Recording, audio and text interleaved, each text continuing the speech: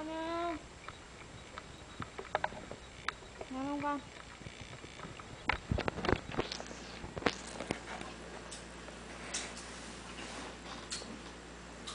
À, kia ăn gì đấy?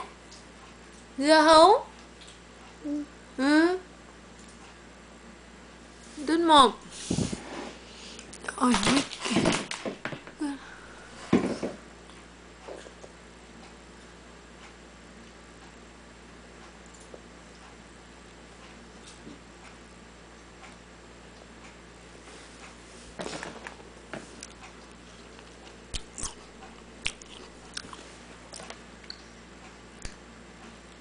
Ôi trời, giỏi quá. Ừ. Ngon không?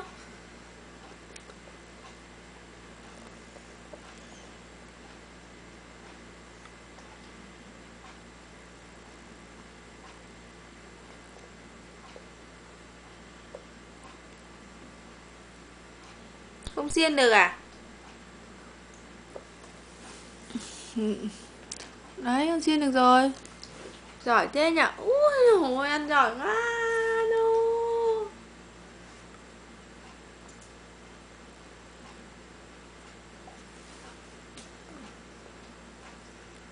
Ôi giời.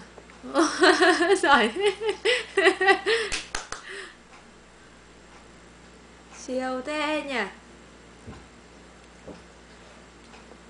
Ồ, xiên giỏi không bố? Xiên đừng xiên mà ăn. Có khen là cái đang đợi có Giỏi khen. quá nhỉ. Tứa.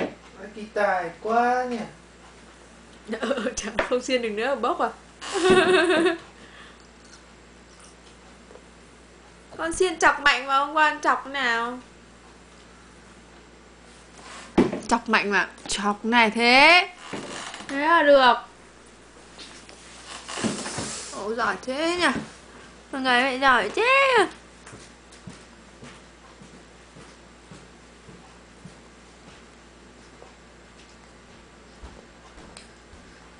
Ôi giời, siêu quá.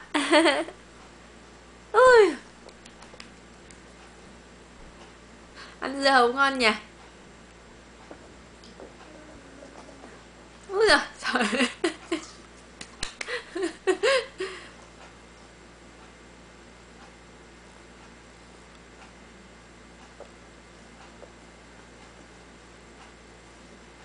Con ăn từ từ thôi, nhai hết trong mồm nữa chứ.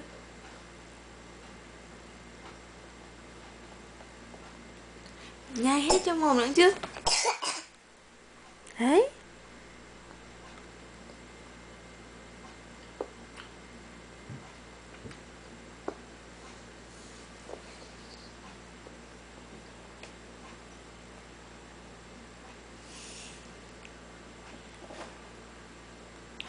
Ui giời quá.